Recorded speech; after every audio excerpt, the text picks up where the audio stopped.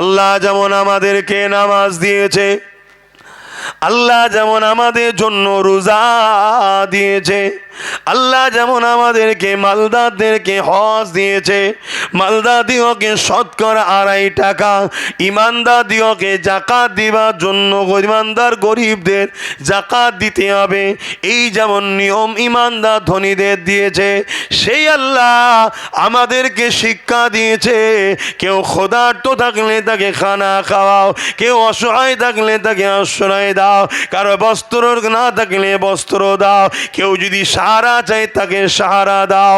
এ যুবকেরা, তরুণীরা, বাপেরা, এটাও ইসলামের নাম, এটাও ইসলামের কাজ।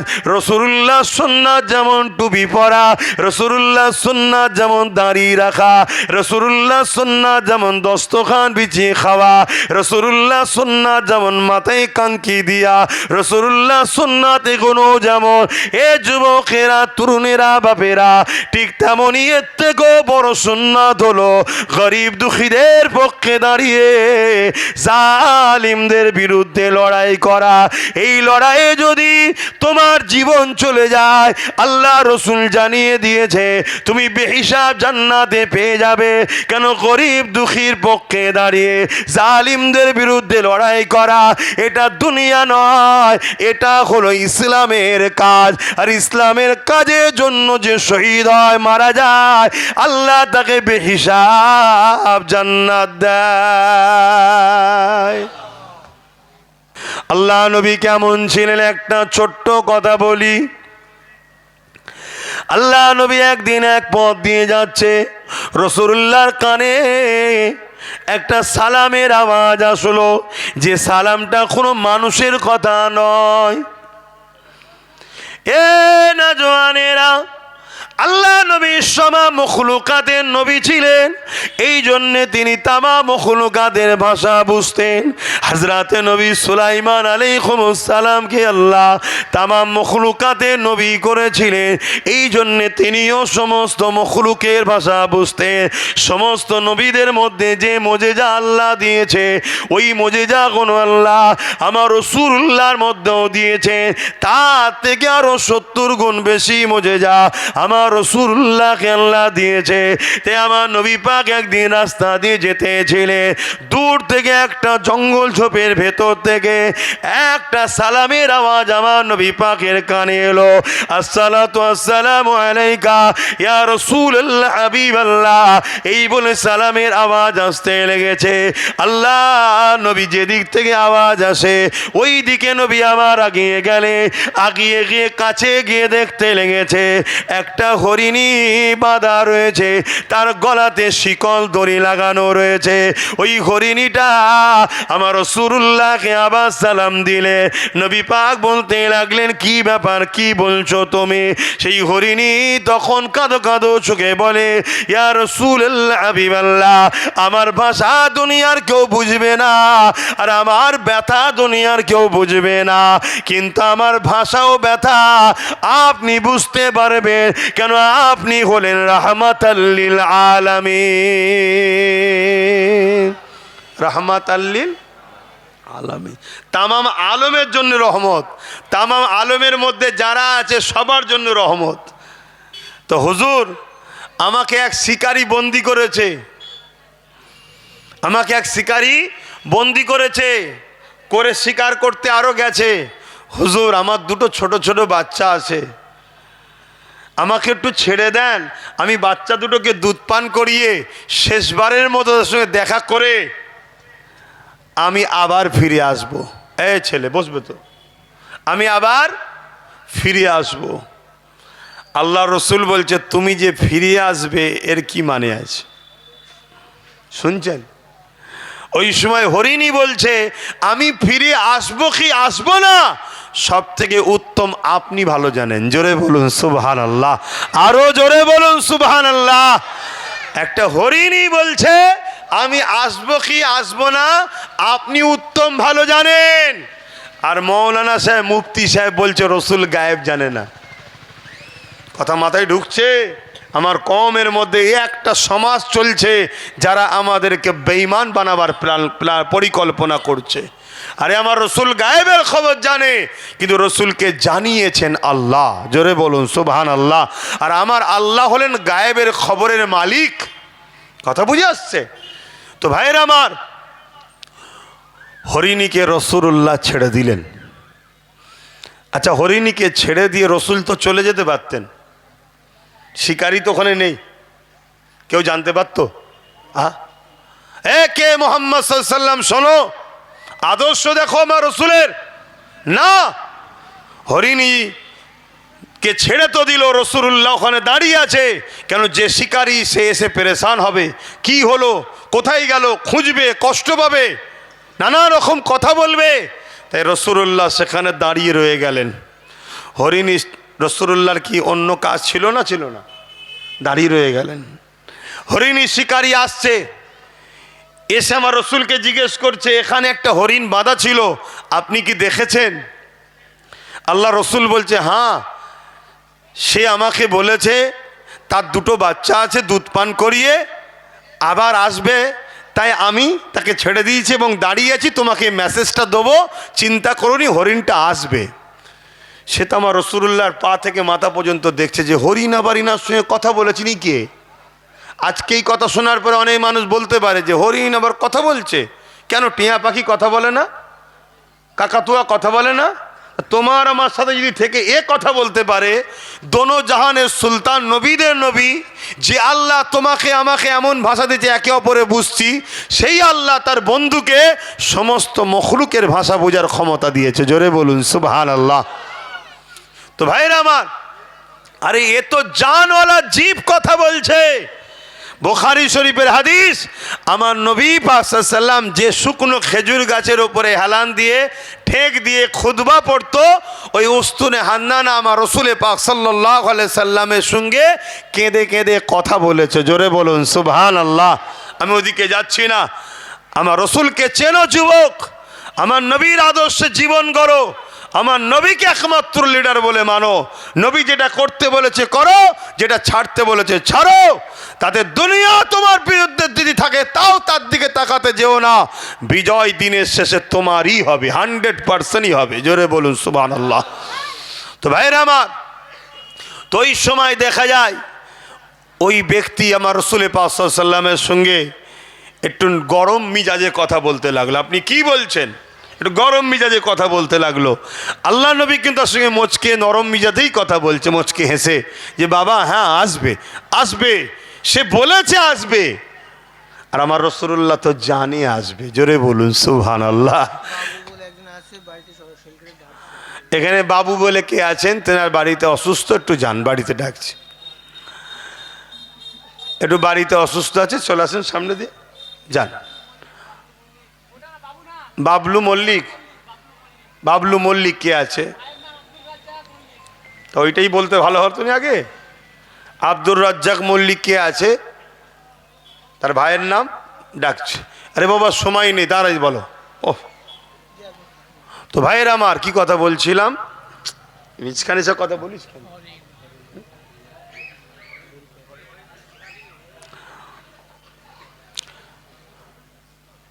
কি কথা বলছিল? আমি বহুত দুনিয়া, মানুষটা ছোট আর লোড অনেক। কথা বুঝলে? মানুষটা ছোট, লোড অনেক। একটু লাইন ক্রস হয়ে গেলে আবার ফিরে আসতে গন্ডগোল হয়ে যায়, অন্য লাইনে তার লেগে যায়। তা আল্লাহ রসুলকে ও একটু মিজাজের সঙ্গে কথা বলছে। রসুল তখন বললেন, আমার রাসূলুল্লাহ তখন বললেন, যদি হরিণ না আসে আমি তো চলে যাচ্ছি না, হরিণের পক্ষে থেকে আমি নিজে জিম্মেদার হচ্ছি, আমি জিম্মেদার হচ্ছি। তুমি বিনিময় চাও বিনিময় দেবো, আর নচেত যেভাবে বলবে আমি হরিণের পক্ষে থেকে জামিনদার হয়ে নিজেকে জিম্মেদার করলাম। বলুন সুবহানাল্লাহ, একটু বলুন না সুবহানাল্লাহ। দেখো, একটা অবলা পশু তাকে ছেড়ে দিয়ে চলে যেতে পারত, সেখানে দাঁড়িয়ে থেকে হরিণের পক্ষ থেকে রসুল নিজেকে জিম্মেদার করছে যে আমি আছি, তো আমি জামিনদার হচ্ছি তার। ভাবুন, যাকে আল্লাহ দোনো জাহানের বাদশা বানিয়েছে, দোনো জাহানের সুলতান, যে যার জন্য জান্নাত তৈরি, যার শরীরের পাসিনা গোলাপ ফুলের পাপড়ি থেকে যে খুশবু বেরোচ্ছে তার পাসিনার ওসিলাই বেরোচ্ছে, সব কিছু যার নূর থেকে তৈরি, সেই নবী পাক সাল্লাল্লাহু আলাইহি ওয়াসাল্লাম তিনি দাঁড়িয়ে আছে। আহা, এমন সময়েতে দেখা যাচ্ছে ওই শিকারী তখন একটু ঠান্ডা হয়েছে। কিছুক্ষণ অপেক্ষা করার পর হরিণী তখনও আসছে না। শিকারী আবার বলছে, দেখো হরিণ কখনো চলে গেলে জঙ্গলের পশু ছড়া দেয়, কেউ কি কারো জানকে দেয় নাকি আবার? আল্লাহ রসুল বলছে, দেখো বাবা আসবে বলেছি আসবে, জোরে বলুন সুবহানাল্লাহ। হঠাৎ করে দীর্ঘক্ষণ কেটে যাবার পর ওই শিকারী দেখতে লেগেছে হরিণীটা শুধু একা আসছে তা নয়, সঙ্গে দুটো ছোট ছোট বাচ্চা, যে দুটো বাচ্চার কথা বলেছিল দুধ পান করিয়ে চলে আসবো, সেই দুটো বাচ্চাও সাথে আসতে লেগেছে এবং বাচ্চা দুটো বড় আনন্দে খুশিতে আসতে লেগেছে এবং হরিণীও আগে আগে আসতে লেগেছে। এই দৃশ্য দেখে শিকারী উঠে দাঁড়িয়ে আমার রাসূলুল্লাহকে তাজিম করতে লেগেছে। কেন তিনি তখনও জানতেন না এ যুবকেরা, তরুণেরা, বাপেরা, ওই সময় হরিণী এসে হাজির হয়ে যায়। ইয়া রাসূলুল্লাহ, হাবিবাল্লাহ, আমি ফিরে এসেছি, কথা দিয়েছিলাম, আল্লাহ নবী বলেছিলেন বাচ্চা দুটোকে ভালো করে দুধ পান করিয়ে দাও। ওই সময় হরিণী বলতে লেগেছে, ইয়া রাসূলুল্লাহ, হাবিবাল্লাহ, আমি যখন বাচ্চাগুলোকে গিয়ে বললাম বাবা আমি শিকার হয়ে গেছি, আমাকে বন্দি করা হয়েছে, রাসূলুল্লাহ জামিন করে দিয়েছে আমাকে, তিনি দাঁড়িয়ে আছে, না জানি জালিম শিকারী তার সঙ্গে দুর্ব্যবহার করতে পারে, বাবারে তোমরা দুধ পান করে নাও, আমি ফিরে তাড়াতাড়ি যেতে চাই। যখনই শুনেছে বাচ্চা দুটো আপনি জিম্মেদার হয়ে মাকে ছেড়েছে, ইয়া রাসূলুল্লাহ, হাবিবাল্লাহ, আমার বাচ্চা দুটো দুধ পান করতে চায় না, তারা বলতে লেগেছে মারে কি ভুল করে ফেললে, কাকে জামিনদার করে রেখে এসেছো, যার জন্য কায়নাত আল্লাহ বানিয়েছে, কত বড় অন্যায় হয়ে গেছে, জলদি করে চলেন মা, দুধ পান করবো না, জলদি করে চলে। তাই ইয়া রাসূলুল্লাহ, হাবিবাল্লাহ, এই বাচ্চা দুটো দুধ পান করেন। এ যুবকেরা, তিনি হলেন মুহাম্মদ রাসূলুল্লাহ, তিনি তোমার আমার নেতা, যিনি আজ রওজা মুবারকে তোমার আমার জন্য কাঁদছে। মনে রেখে দিও মুহাম্মদ সাল্লাল্লাহু আলাইহি ওয়াসাল্লাম শুধু মুসলমানদের নয়, তিনি মানুষ জাতির জন্য রসুল হয়ে এসেছে।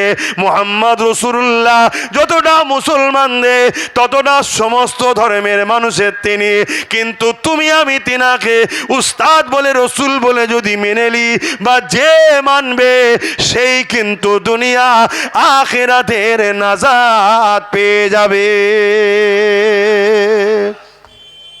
মুসলমান ঘরে জন্ম হয়ে রসুলকে যদি মডেল হিসাবে না মানে সে নাজাত পাবে না। অমুসলিম ঘরে জন্ম হয়ে রসুলকে যদি মডেল মেনে নেয় সে জান্নাত চলে যাবে। রসুল সবার, শুনছো তো, রসুল সবার জন্য এসেছে মডেল হয়ে। তা ওই সময়তে এই দৃশ্য দেখে শিকারী তো এবারে হাত জোর করছে, পায়ে পড়তে যাচ্ছে। আল্লাহ রসুল বলছেন, না বাবা তুমি আমায় চেনো না, তাই একটু তুমি মিজাজে কথা বলেছো, আমি রসুল কিছু মনে করিনি, আমি কিছু মনে করিনি, আমি মুহাম্মদ কিছু মনে করিনি। তখন শিকারী বলছে আপনি আমায় ক্ষমা করেন, বিনিময়ে এই আমার যে বন্দি করা শিকারী ছিল ওটা তো আমার বন্দি, আমি হরিণটাকে আপনাকে গিফট নজরানা তোহফা দিতে চাই। আল্লাহ রসুল বললেন যদি সত্যি তুমি আমায় খুশি করতে চাও তাহলে আমি রসুল চাই এই মা হরিণকে তার বাচ্চার সঙ্গে আজাদ করে দাও। জোরে বলুন সুবহানাল্লাহ, আরো জোরে বলেন। যখনই এ কথা রাসূলুল্লাহ বললেন ওই শিকারী চোখে পানি এসে গেল। কে আপনি, এত দয়া আপনার, কে এত আপনি আপনার মনে এত ময়া, ওই সময়তে সেই হরিণীটাকে যখন আজাদ করে দিল, হরিণী এবং বাচ্চা দুটো আনন্দে লাপাতে লেগেছে, আর জবান দিয়ে বলছে আশহাদু আল্লা ইলাহা ইল্লাল্লাহু ওয়া আশহাদু আন্না মুহাম্মাদান আবদুহু ওয়া রাসূলুহু। হরিণীও সাক্ষী দিচ্ছে আল্লাহ ছাড়া কোনো ইলাহা নাই, আল্লাহ ছাড়া কোনো মাবুদ নাই। আরো সাক্ষী দিচ্ছি মুহাম্মদ সাল্লাল্লাহু আলাইহি ওয়াসাল্লাম আপনি আল্লাহর প্রেরিত রাসূল ও আল্লাহর বান্দা। এই কথাটা শোনার সাথে সাথে ওই শিকারীও বুঝতে পেরে গেছে ইনি অন্য কেউ নয়, তাই শিকারীও বলতে লেগেছে আশহাদু আল্লা ইলাহা ইল্লাল্লাহু ওয়া আশহাদু আন্না মুহাম্মাদান আবদুহু ওয়া রাসূলুহু। ইয়া রাসূলুল্লাহ, বিয়াদবি মাফ করবেন, চিনতে পেরে গেছি আপনি হলেন আল্লাহ রসুল, আল্লাহ ছাড়া কোনো মাবুদ নাই সাক্ষী দিলাম, এবং আপনাকে আল্লাহর রসুল বলে ঈমান নিয়ে এলাম। আল্লাহু আকবার, আল্লাহু আকবার। ইনি হলেন আমাদের রসুল, ইনি হলেন আমাদের নেতা। আহা, আমার নবীকে কত দিক দিয়ে অপমান করার চেষ্টা করেছে, আমার নবী কখনো কারো প্রতিশোধ নেননি, কিন্তু আমার নবী লড়াই করেছে বদরে, ওহুদে, বিভিন্ন যুদ্ধের ময়দানে। কি জন্যে? গরিব দুঃখী অসহায় জালিম মানুষদের জন্যে, সন্ত্রাসবাদ অত্যাচারী শাসকদের বিরুদ্ধে আল্লাহ নবী গরিবের মুখে হাসি ফুটাবার জন্য লড়াই করেছে। জোরে বলুন সুবহানাল্লাহ। তাহলে আমরা লড়াই করবো না, করবো না? জোরে বলুন। আমাদের লড়াই হিন্দুদের বিরুদ্ধে থাকবে না, আমাদের লড়াই আদিবাসী, দলিত, সাঁওতাল, বাগদি কোন ধর্মের বিরুদ্ধে আমাদের লড়াই নয়। অন্য কেউ বলতে পারে যে মুসলমান বেড়ে যাচ্ছে, ধর্ম খাতরায় পড়ে যাচ্ছে, ওটা অন্য কেউ বলতে পারে। আমাদের লড়াই থাকবে মানবতার পক্ষে, মজলুমের পক্ষে, গরিবের পক্ষে, এতিমের পক্ষে, বিধবার পক্ষে, অসহায়ের পক্ষে। একটা হিন্দু বোনের জন্য যদি পুরো একটা দেশের সঙ্গেও লড়াই করতে হয়, তাও লড়াই করতে আমরা রাজি আছি। ঠিক না বে ঠিক? ও কোন ধর্মের দেখবো না, মানবতার দৃষ্টিকোণ থেকে আমরা তার পক্ষেও দাঁড়িয়ে লড়াই করব। এর নাম ইসলাম। জোরে বলুন সুবহানাল্লাহ। ইতিহাস পড়েননি? এরকমও তো আমাদের অনেক পূর্বপুরুষরা লড়াই করেছে, গায়ের মুসলিম বোনেদের ইজ্জত বাঁচাবার জন্য লড়াই করেছে। ইতিহাস পড়েননি? তো যাক, এখন নামাজের দিকে আমাদেরকে যেতে হবে আবার, আর ইতিহাস বলার সময় নেই। তো যাক, সংক্ষেপ সময় এইটুকুই আমি বুঝাতে চাইলাম।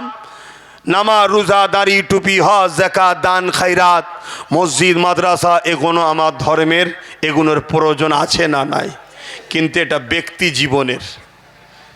কিন্তু সমাজ জীবনের জন্যে সমস্ত মানুষের পক্ষে আমাদেরকে দাঁড়াতে হবে। অসহায়, দুঃখী, গরিব, সর্বধর্মের, বর্ণের, ভাষার মানুষের পাশে আমাদেরকে দাঁড়াতে হবে। এটাই ইসলাম আমাদেরকে শিখিয়েছে, এটাই আমাদের কাজ।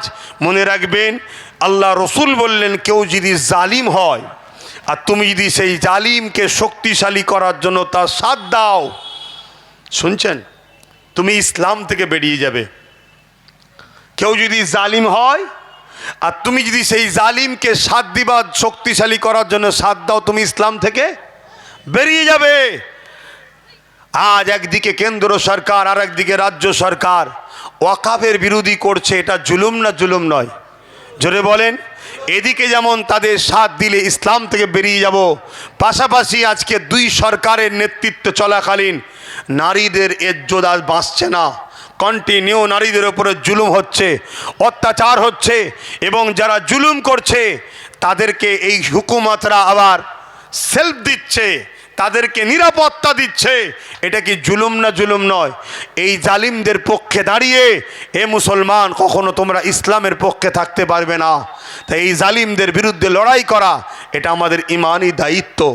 দায়িত্ব মনে করে লড়ো, গরিব, দুঃখী, অসহায় মানুষের পক্ষে দাঁড়াও। এটাই আজকে আমার এই সামান্যতম সময়ের মধ্যে কথা। কেন? এটা আমার রাসূলুল্লাহর আদর্শ, এটা আমার নবীর জীবন। কেন? আমার নবী পাক সাল্লাল্লাহু আলাইহি সাল্লাম 570 খ্রিস্টাব্দে 12 রবিউল আউয়ালে এসেছিলেন, এবং 40 বছর যখন রাসূলুল্লাহর বয়স হয় তখন নবী পাক সাল্লাল্লাহু আলাইহি সাল্লাম দ্বীনের প্রচার শুরু করলেন।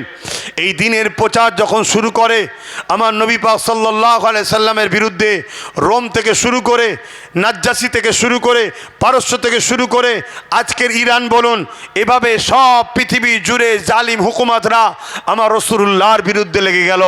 আমার নবী পাক সাল্লাল্লাহু আলাইহি সাল্লাম ইনসাফের পক্ষে, মানবতার পক্ষে, গরিবের পক্ষে, সম্প্রীতি মানব প্রেমের পক্ষে, সাম্যের পক্ষে আমার রাসূল পাক সাল্লাল্লাহু আলাইহি সাল্লাম দাঁড়ালেন। এই বিশাল বিশাল শক্তির মোকাবেলা করে আমার রসুলের আদর্শে দলে দলে মানুষ রসুলুল্লাহ ছায়াতলে আসতে লাগলেন। 11টা বছর ধরে জালিম হুকুমাতদের বিরুদ্ধে লড়াই করেছে রসুল। তারপরে নবী পাক গেছেন মেরাজে, ওখানে যাবার পর রসুলুল্লাহকে আল্লাহ নামাজ দিয়েছে। মনে থাকবে তো? তাহলে আগে জঙ্গল পরিষ্কার করতে হবে, সমাজের অন্যায়, অত্যাচার, জুলুম, রাহাজানি, দুর্নীতিকে বন্ধ করতে হবে। আজ বড় দুঃখ লাগে এই সমাজের এতিমরা আজকে কত অবহেলিত, এতিমদের উপরে কত অত্যাচার করা হচ্ছে। অথচ রাসূলুল্লাহ বলছে কেউ যদি এতিমদের মাথায় হাত বোলায় সেজন্য আমি রাসূলুল্লাহ আমার মাথায় হাত বোলালো। জোরে বলুন সুবহানাল্লাহ। আল্লাহ নবী বলছে এতিমদেরকে কেউ যদি খানা খাওয়ায় সেজন্য আমি রাসূলুল্লাহ আমাকে খানা খাওয়ালো। জোরে বলুন সুবহানাল্লাহ। কেউ যদি এতিমদের পরনের কাপড় দেয় সেজন্য আমি রাসূলুল্লাহ আমাকে কাপড় দিল। তাই আজ আপনাদেরকে একটা মেসেজ দিয়ে যাচ্ছি, আপনাদেরই দোয়া, আপনাদেরই সহযোগিতায় নলেজ সিটিতে গত বছর থেকে স্কুল চালু হয়েছে। এই বছরে নতুন জানুয়ারি থেকে আবার ভর্তি অলরেডি শুরু হয়ে গেছে, ক্লাস শুরু হবে। 4 থেকে 8 পর্যন্ত ক্লাস চলছে। আপনারা আপনাদের বাচ্চাদের ঘরেও ভর্তি করতে পারেন। বিশেষ করে আমার যেটা ঘোষণা, আপনাদের জানাশোনা কোনো খবর যদি থাকে, কোনো এতিম বাচ্চা যদি কারো থাকে, কোনো খবর জানা এতিম বাচ্চা, তার সাথে আমার একটু যোগাযোগ করান। আমি ওই তিন বাচ্চাকে আমার নলেজ সিটিতে নিয়ে যে তার থাকা, খাওয়া, জামা কাপড়, পড়াশোনার ফিস টিস সব দিয়ে তাকে আমি লালন পালন করে বড় করতে চাই, যাতে করে সে পড়াশোনা করে আগামী দিন হয় ডাক্তার হোক, উকিল হোক, জজ হোক, আইএস আইপিএস হোক। কেন সে আমার সমাজের বাপ নেই মা নেই বলে অবহেলিত হয়ে কালকে দেখা যাবে কোনো দুনিয়ার চক্রান্তকারী নেতাদের হাতের কাঠ পুতুল হয়ে সমাজ বিরোধী কাজ করবে, তার দুনিয়াও শেষ হবে, আখেরাতও শেষ হবে। এই এতিম বাচ্চার পাশে যদি আমরা দাঁড়াতে পারি, আমার আখেরাত ভালো হবে, আমার দুনিয়া ভালো হবে, এবং এই বাচ্চাদের একটা সুন্দর জীবন তৈরি হবে। এজন্যে কমসে কম এতটুকু তো করতে পারবেন যে জানাশোনা থাকে একটু যোগাযোগ করান আমার সাথে। কি এইটুকু তো পড়বেন নাকি? হ্যাঁ, অবহেলা করবেন না। তো যাক, সময় তো নেই, নামাজ পড়তে হবে। এখন সালাম পড়বো। ইয়া নবী সালাম।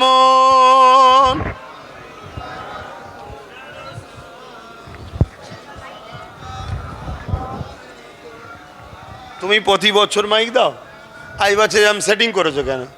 আর পুরো বুক যন্ত্রণা করছে আমার। হ্যাঁ, তোমার উচিত ছিল এই বক্সগুলোকে একটু এরম সাইডে দেওয়া, এর আওয়াজটা হালকা পেলে সুবিধা হতো। তালাল বাদরু আলাইনা মিন শানিয়াতিল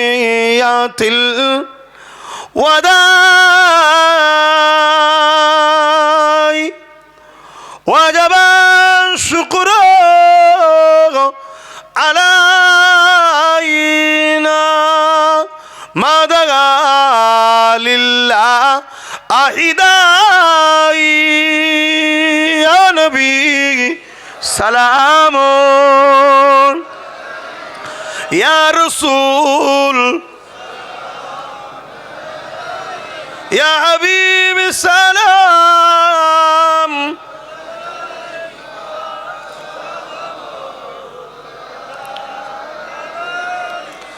জিবরাইল দিলে যে আওয়াজ, খুলে দাও আসমা আনির দুয়ার।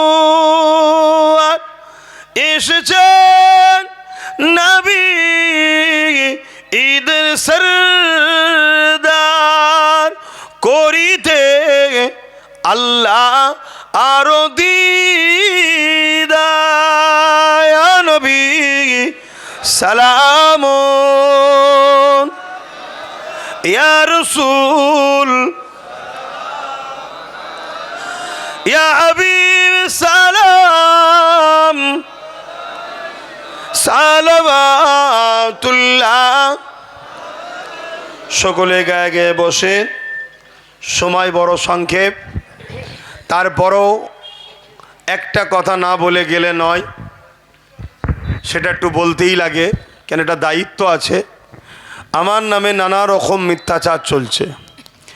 আমার ফটোকে এআই করে কাটিং করা হচ্ছে, বিকৃত করা হচ্ছে, তারপরে আমার অজকে কাটিং করে সমাজের বুকে ছোট ছোট করে ছাড়ছে, যার মানেটাই ভুল হয়ে যাচ্ছে বা উদ্দেশ্যটাই ভুল হয়ে যাচ্ছে। তার মধ্যে একটা কথা আপনারা নিশ্চয়ই শুনেছেন, প্রায় জায়গায় বলি, আজকেও বলছি।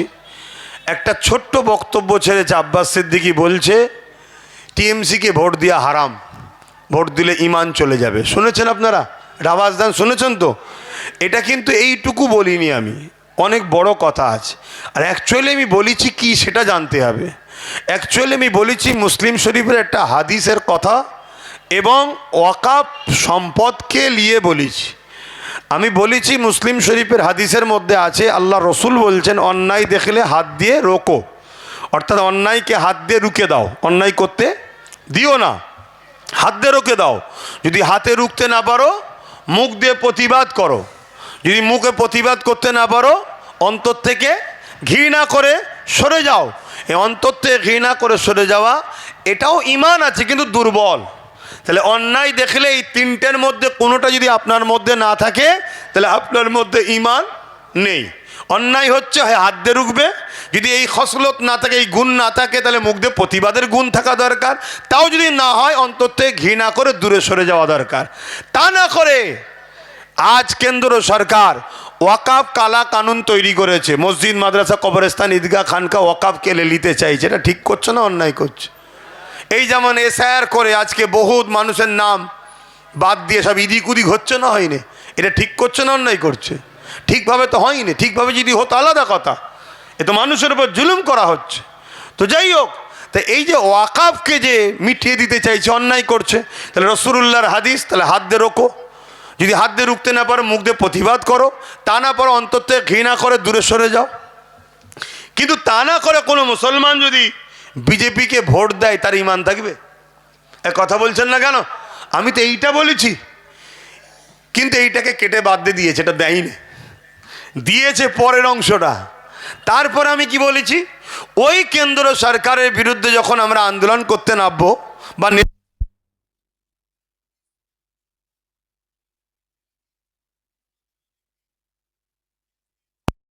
কে আবার বলেছে দিল্লি গিয়ে আন্দোলন করো, বলেছে না বলেনি? এটা ঠিক করেছে না অন্যায় করেছে? তাহলে অন্যায় দেখলে হাত দিয়ে রুখতে হবে। তাহলে হাত দিয়ে রুখতে না পারো মুখ দিয়ে প্রতিবাদ করো, মুখ দিয়ে প্রতিবাদ না করো অন্তর থেকে ঘৃণা করো। তা না করে যদি কোনো মুসলমান এই ওয়াকাফের বিরোধী সরকারকে যদি ভোট দেয় তার ঈমান থাকবে? এইটা তো আমি বলেছি। আমি এটা বলেছি, রাজ্য সরকার বলছে কোরআন শেষ হয়ে যাবে, উন্নতি শেষ হবে না। কোরআন কি শেষ হয়ে যাবে? তো কোরআন শেষ হয়ে যাবে যে বলেছে, ঠিক বলেছে না অন্যায় করেছে? তাহলে এর কথাকে ফেরত দিতে হবে, না অন্তে প্রতিবাদ করতে হবে, মুখ দিয়ে প্রতিবাদ করতে হবে, হাত দিয়ে রুখতে হবে, না হয় অন্তর থেকে ঘৃণা করে সরে যেতে হবে। তা না করে কোরআন মিটে যাওয়া যে বলবে, তাকে যদি কোনো মুসলমান ভোট দেয় তার ঈমান থাকবে? আমাদের বক্তব্য এইটা ছিল, কিন্তু পুরোটা না দিয়ে আগের অংশ কেটে এইটুকু শুধু দিয়েছে, দিয়ে ছেড়েছে যাতে করে আমাকে মানুষ ভুল বোঝে। কিন্তু মনে রাখবেন, আগেই বললাম, আল্লাহ রসুল বলেছে যে জালিম হবে জানার পরে তাকে যদি কেউ সাথ দেয় শক্তিশালী করার জন্য, সে ইসলাম থেকে বেরিয়ে যায়। যে ইসলাম থেকে বেরিয়ে যায় তার ঈমান থাকে। কথা বলেন? সতর্ক করার দায়িত্ব ছিল, সতর্ক করেছি, আজকেও করলাম। একটু বুঝে বুঝে কাজ করুন। এখন আমার শেষ কথা জানতে চাইছি, কেন্দ্র সরকার ওয়াকাফকে মিটাতে চাইছে হ্যাঁ কি না? এটা আওয়াজ দিয়ে বলুন সবাই। মিটাতে চাইছে তো? এটা ঠিক করছে না জুলুম করছে? রাজ্য সরকার কেন্দ্র সরকারের ওই আইনকে মেনেছে না মানেনি? তাহলে রাজ্য সরকার ঠিক করলো না জুলুম করলো আমাদের সাথে? তাহলে ওয়াকাফের বিরুদ্ধে রাজ্য সরকার হ্যাঁ কি না? বলুন বলুন বলুন। তাহলে কেন্দ্র সরকারও ওয়াকাফের বিরুদ্ধে, রাজ্য সরকারও ওয়াকাফের বিরুদ্ধে। যারা আমার ওয়াকাফের বিরুদ্ধে মসজিদ মাদ্রাসা মিটাতে চায় তারা জালিম না জালিম নয়?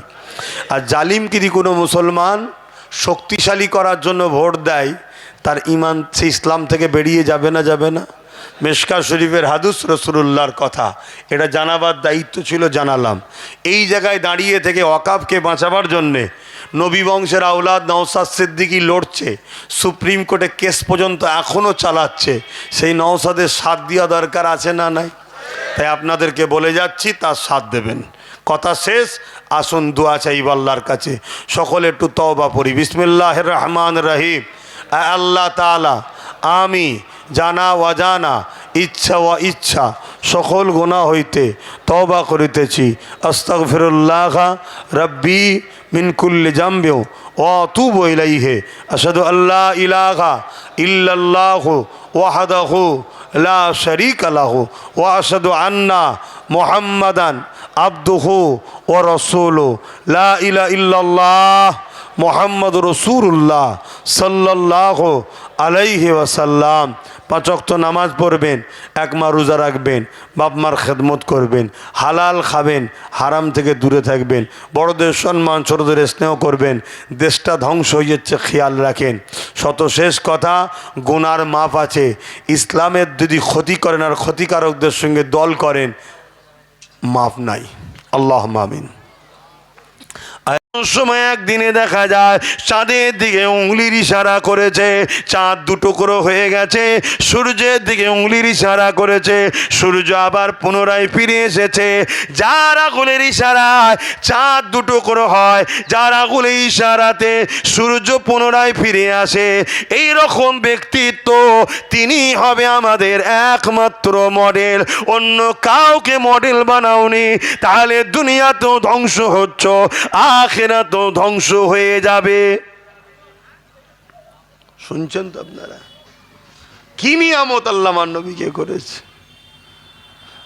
আমার রাসূল পাক সাল্লাল্লাহু আলাইহি সাল্লাম যখন সূর্যের দিকে ইশারা করেছে, সূর্য পুনরায় ফিরে এসেছে। পৃথিবীর কেউ আছে পারবে? কথা বলেন। আজকে সেই নবীর বিরুদ্ধে যারা কথা বলে, জানতে হবে এরা সত্যের কাছে পরাজিত হয়ে যাচ্ছে। তাই হিংসাবশত এরা বিরোধী করা ছাড়া দ্বিতীয় কোনো রাস্তা খুঁজে আর পাচ্ছে না। তরুণেরা, এই জমিনের ওপরে রোম থেকে শুরু করে, পারস্য থেকে শুরু করে এই জমিনের উপরে নানা রকম অত্যাচার জুলুম হতো। এমনকি মক্কাতে একটা মেলা হতো, কাজের মেলা। ওই মেলাতে নারীদেরকে বাজারে তোলা হতো, সেগুলো ধনীরা খরিদ করে নিয়ে যেত। তাদের দেহকে শোষণ করে তাদেরকে হত্যা করে মেরে দিত। আল্লাহ নবী এর বিরোধী করলো। নারী জাতকে সম্মান দিবার কথা যখন বলল, এই কারবারে ব্যবসা যারা করত, তখনকার সময়ে তারা ক্ষমতার আসনে বসেছিল। তারা এমন করে দেখা যায় আল্লাহ রাসূলুল্লাহর বিরোধী করতে শুরু করলো। আমার নবী পাককে চারিদিক থেকে তারা আঘাত দিতে শুরু করলো। এমনকি আমার নবী পাককে জানে পর্যন্ত মেরে দিবার পরিকল্পনা করলো। তাই আমার নবী পাক লোকালয় ছেড়ে দিয়ে পাহাড়ে চলে গেলে, ওই পাহাড় থেকে এসে মানুষকে বুঝাতে আবার পাহাড়ে চলে যেতে। এ যুবকেরা, তরুণেরা, বাপেরা, আর সমাজে কিছু ব্যক্তি বেরিয়েছে, তারা আজকে আমার রাসূলুল্লাহর বিরোধী করতে লেগেছে। এমন একটা ব্যক্তি সমাজের মধ্যে বিরোধী করছে, কিছুদিন পরে দেখা যাচ্ছে তারাও আজকের দিনে সেই দিনে আবু জেহেল, উতবা, সাইবা যা করেছে, নারীদের দেহ বেশ শোষণ করত, নারীদেরকে নিলামে তুলতো, বিক্রি করত, আজকের দিনেও দেখা যাচ্ছে এরাও সেই কাজের মধ্যে জড়িত হয়ে রয়েছে। নিশ্চয় আপনারা সোশ্যাল মিডিয়ায় দেখছেন, কোন এক বাবা বেরিয়েছিল, বড় বড় কথা বলছিল ইসলামের বিরুদ্ধে। দেখেন না যে মুসলমানদের তো আমি টেনশন দিতে এসছি, দাড়িওয়ালা টুপিওয়ালাদের টেনশন দিতে এসছি। লাস্টে দেখা যাচ্ছে সেই বাবারই আড্ডাখানা যেখানে থাকে সেটা খোঁজ নিয়ে দেখা যাচ্ছে নাবালিগ সব বাচ্চা ভর্তি, তাদের দিয়ে নোংরা কাজ করাতো, এই সব ধান্দা ইনকাম করাতো। দেখছেন ঠিক ইসলামের বিরোধী সেইগুলোই করছে যারা কোনো না কোনো এরকম শয়তানি পাপাচার কাজে জড়িয়ে আছে। তাদের ভয় হচ্ছে ইসলামের আলোতে আমাদের 2 নম্বরই ধান্দানা বন্ধ হয়ে যায়, তাই তারা ইসলামকে মিটাতে চাইছে। কিন্তু আমাদের কি দায়িত্ব নয় ইসলামের পক্ষে দাঁড়িয়ে ইসলাম বিদ্বেষীদের মোকাবেলা করা? দায়িত্ব আছে না নাই? এই মোকাবেলাটা কিভাবে করবেন? সর্বপ্রথম মোকাবেলা হলো আমি ইসলামের আদর্শে জীবন গড়ব। ইসলাম যে খাদ্যকে অপছন্দ করে আমি সে খাদ্য খাবো না। ইসলাম ঘুষকে অপছন্দ করে আমি ঘুষ দেবো না, ঘুষ নেবো না। ইসলাম নেশাকে অপছন্দ করে আমি নেশা জাতীয় দ্রব্য বিক্রি করব না, নেশা জাতীয় দ্রব্য খাবো না। ইসলাম যেগুলোকে অপছন্দ করেছে সেগুলোকে ত্যাগ করতে হবে, যেগুলোকে বাস্তব ইসলাম পছন্দ করে সেগুলোকে জীবনের মধ্যে আনতে হবে। প্রথমে যদি নিজে ইসলামের রঙে রঙিন হই তাহলে দেখবেন এমনি এমনি হাজারো জালিম শেষ হয়ে যাবে। প্রথম কাজ হলো এটা। দ্বিতীয় কাজ হলো আমার নবী সাহাবা হুজুররা যেভাবে জালিমদের বিরুদ্ধে লড়াই করেছে আমাদেরকেও লড়াই করতে হবে না? হবে না? আওয়াজ দিয়ে বলুন, করা দরকার আছে না নাই? আর এখানেও একটা কথা বলে যায়, মনে রাখবেন, আমার রাসূলুল্লাহ কোনো দিন কোনো ধর্মের বিরুদ্ধে লড়াই করেনি। এটা মাথায় রেখে দেবেন। আমার রাসূলুল্লাহ টোটাল লাইফে অনেক কটা লড়াই রাসূলুল্লাহ করেছেন, একটা লড়াই রাসূলুল্লাহ করেনি কোনো ধর্মের বিরুদ্ধে। রাসূলুল্লাহ যতগুলো লড়াই করেছে জালিমের বিরুদ্ধে, মজলুমের পক্ষে। জোরে বলুন সুবহানাল্লাহ। গরিবের পক্ষে, এতিমের পক্ষে, বিধবার পক্ষে, অসহায়ের পক্ষে, মজলুমের পক্ষে দাঁড়িয়ে রসুল লড়াই করেছে। সন্ত্রাস, জালিম, অত্যাচারী, মানবতা বিরোধী যারা তাদের বিরুদ্ধে রাসূলুল্লাহ লড়াই করেছে। তাহলে আমাদের এই লড়াইয়ের দরকার আছে না নাই? এই লড়াই করতে হবে। আজকে আমরা অনেকে মনে করি আমি ভালো কাজ করি জান্নাতে চলে যাব। ভালো কাজ শুধু করে জান্নাতে যাওয়া যাবে না, অন্যায়ের বিরুদ্ধে লড়াই করতে হবে, ভালো কাজ করতে হবে। দুটো কাজ আল্লাহ দিয়েছে। কুনতুম খায়রা উম্মাতিন উখরিজাত লিন-নাসি তা'মুরুনা বিল মা'রুফ ওয়া তানহাউনা আনিল মুনকার। শুধু ভালো কাজ করো আল্লাহ বলে রে, ভালো কাজ যেমন করতে হবে অন্যায়কে মিটাতেও হবে। এর নাম হলো ইসলাম। জোরে বলুন সুবহানাল্লাহ। কথা মাথায় ঢুকছে? আজকে একসাথে আমরা প্রতিবেশী, ধরুন 50-60 বছর ধরে কম বেশি আছেন তো নাকি আশপাশে একসাথে? এখন দেখা যাচ্ছে আপনাদের আশপাশে কোনো অমুসলিম বা মতুয়াকে দেখা যাচ্ছে ভাইদেরকে পরে কেউ জুলুম করছে, তার নাগরিকত্ব কেউ জোর করে কেড়ে দিচ্ছে। তুমি মুসলমান যদি মনে করো যে ওটা অন্য ধর্মের মানুষ, ও নাগরিকত্ব যাচ্ছে, যাও, তাহলে তুমি কিন্তু ঠিক মুসলমান হতে পারলে না। ও মুসলমান কি অমুসলমান ওটা তোমার বিষয় না, ওই হিসাবটা স্রষ্টা নেবে। কিন্তু মানুষ তোমার স্রষ্টা সৃষ্টি, সে বিপদে পড়েছে, তাকে তোমার সাথ দিতে হবে। এটা ইসলাম শিখাচ্ছে। জোরে বলুন সুবহানাল্লাহ। আর এটাও বলছি, কেউ যদি মনে করে যে আমরা বিপদে পড়লে তো সাথ দেয় না, সেটাও তোমার জানার প্রয়োজন নাই। কেন তোমার ধর্ম শিখিয়েছে আল্লাহর দয়া যদি তুমি পেতে চাও আল্লাহর সৃষ্টির উপরে দয়া করো।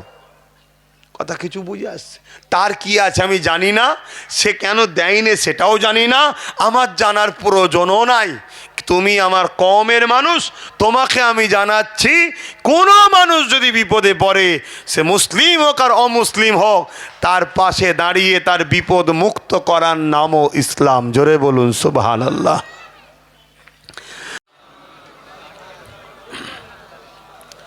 একটু সরে আসেন, না জায়গা দেন। বিস্কানটা ফাঁকা করে বসে আছেন কেন? একই কথা, চেপে চেপে আসেন, চেপে চেপে আসেন।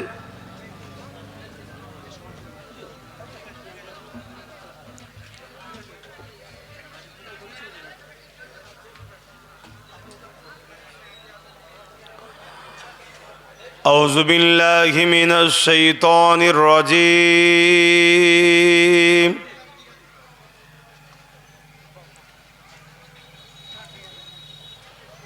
بسم الله الرحمن الرحيم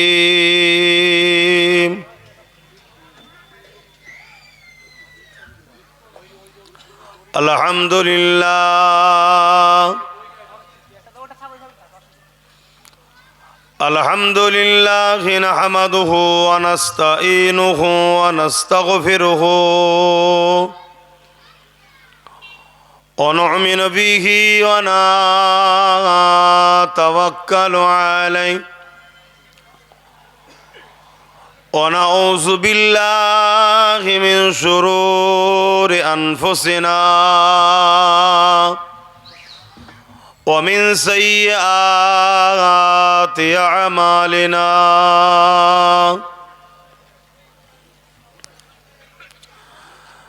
من يهدي الله فلا مضل له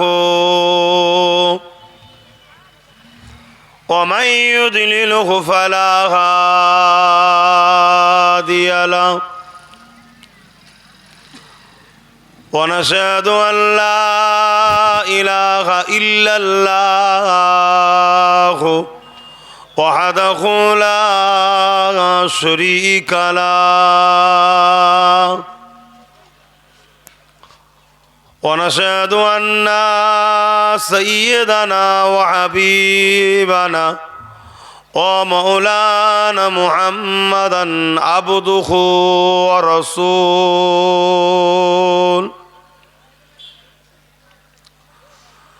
أما بعد فيا أيها الحاضرون رحمكم الله قال الله تعالى في كلام المجيد الفرقان الحميد إن الله وملائكته يصلون على النبي يا أيها الذين آمنوا صلوا عليه وسلموا تسليما اللهم صل على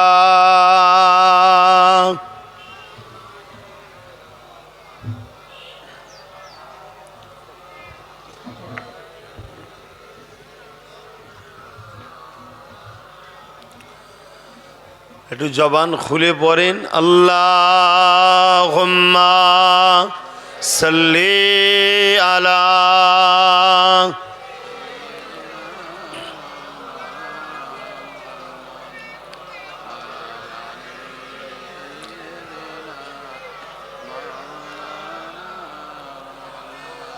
मेरे आँखों की बुदली में जलवा है मोहम्मद का मेरे दिल के आईने में नक्शा है मोहम्मद का कोई जन्नत में जाएगा कोई दोज़ख में पहुँचे मदीने की तरफ दौरे दीवाना मोहम्मद का अल्लाहुम्मा सल्ली अला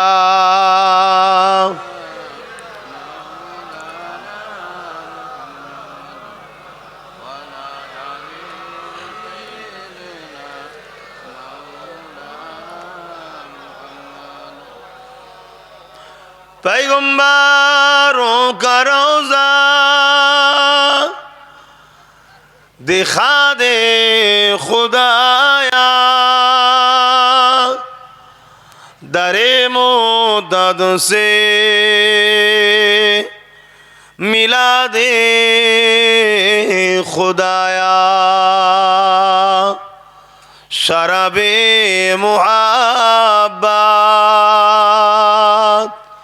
पिला दे खुदाया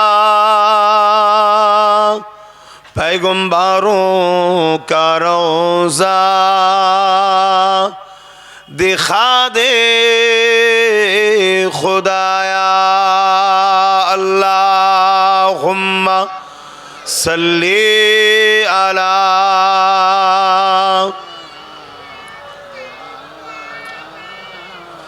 वला आले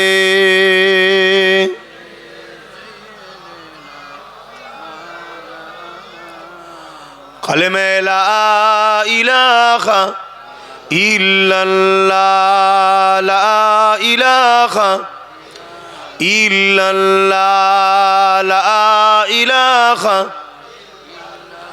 ला इलाहा इल्लल्लाह मुहम्मदुर रसूलुल्लाह हस्बी रब्बी जल्लल्लाह माफी कल्बी खैरुल्लाह नूर मुहम्मद सल्लल्लाह हक़ ला इलाहा इल्लल्लाह ला इलाहा আর একটু চেপে চেপে বসা যাবে দেখেন যদি হয় দেখেন কালেমে লা ইলাহা ইল্লাল্লাহ লা ইলাহা লা ইলাহা ইল্লাল্লাহ মুহাম্মাদুর রাসূলুল্লাহ আল্লাহুম্মা সাল্লি আলা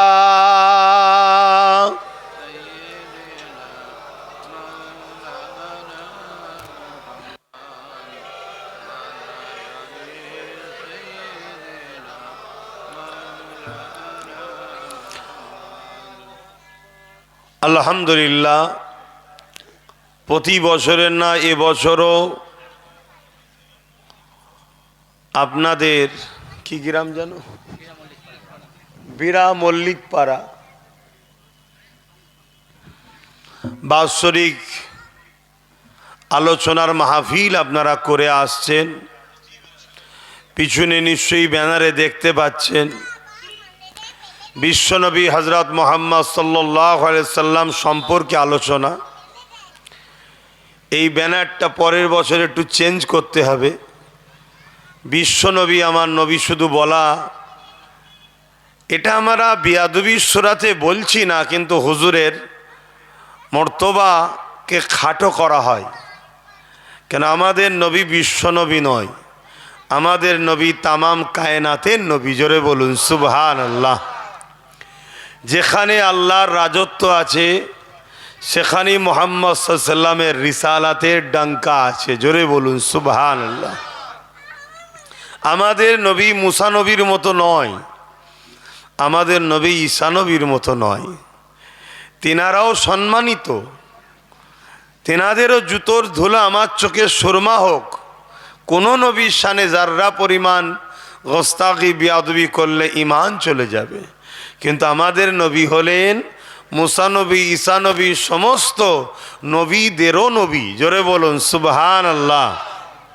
তো যাক তিনার সম্পর্কে আলোচনা খুব ভালো টপিক এটাই হওয়া উচিত সব জায়গায় এটাই হওয়া উচিত কে মুহাম্মাদুর রাসূল সাল্লাল্লাহু আলাইহি সাল্লাম এ বিষয়ে আলোচনা হওয়া দরকার তাহলে আমাদের মধ্যে অনেক উপকার হবে অনেক লাভ হবে এবং যা কিছু আমরা হারিয়েছি সব কিছু আবার পুনরায় ফিরে পাব আজ আমাদের পতনের কারণ আমরা হুজুর পাক সাল্লাল্লাহু আলাইহি সাল্লামকে ভুলে গেছি তাই না হয় মসজিদ তো বেড়েছে নামাজিও বেড়েছে দাঁড়িয়েও বেড়েছে জলসাও বেড়েছে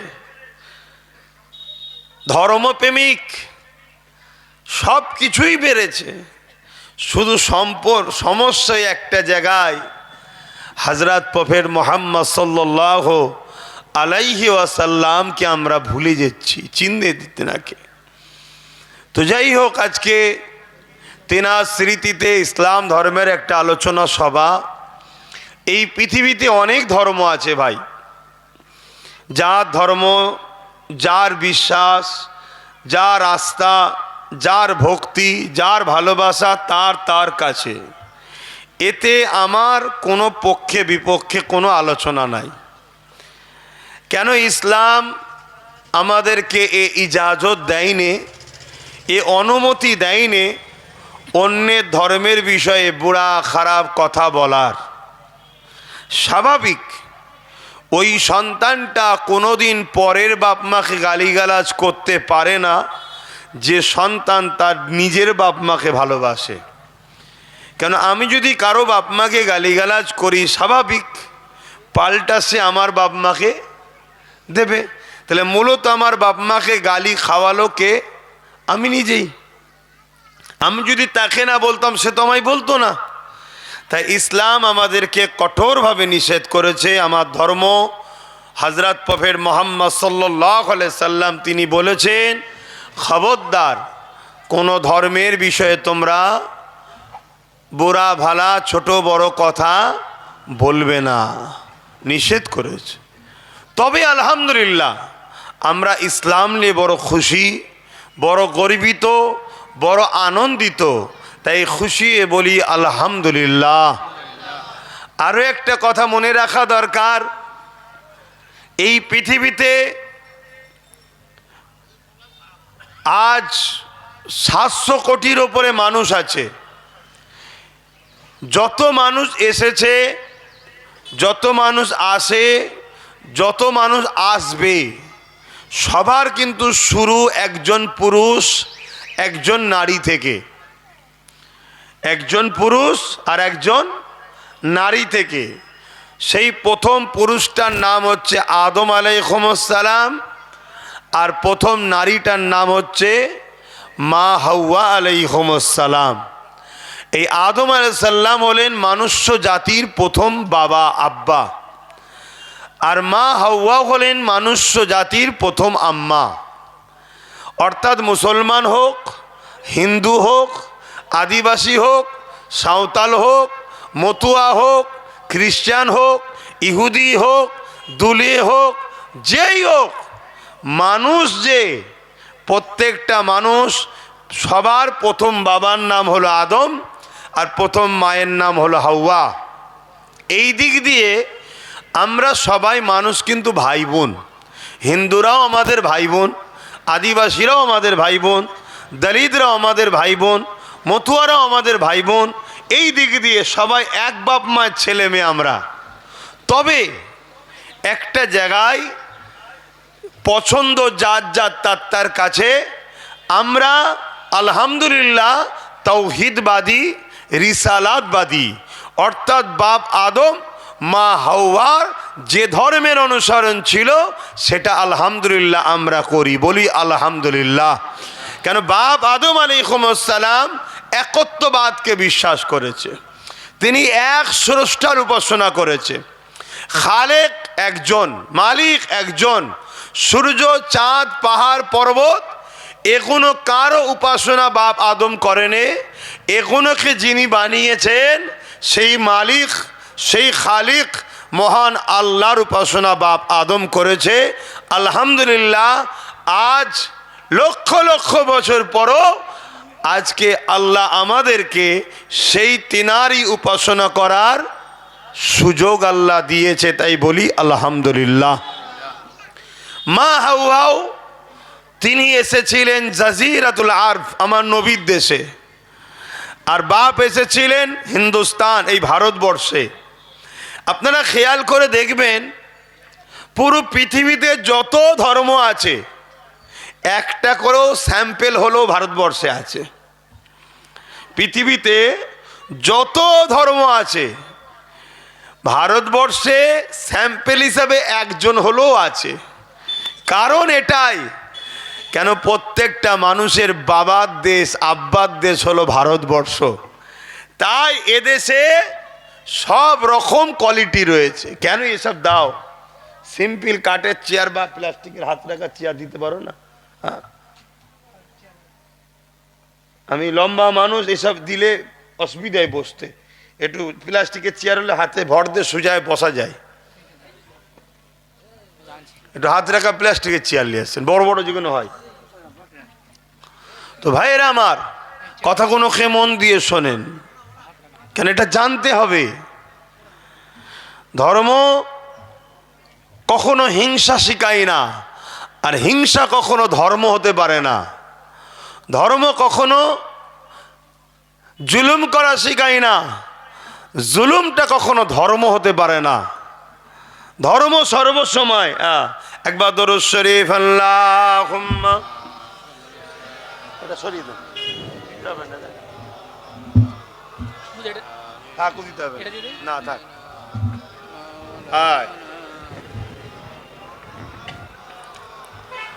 এবার একটু জানটে আরাম হলো, ও যেন মনে হচ্ছে জান বেরিয়ে যাবার খাপ হচ্ছিল। কেন খুলতাম তো ঢুকে যাচ্ছে, আর লম্বা মানুষ এখানটা মুচকে গেলেই তার কথা বলতে কষ্ট হচ্ছে।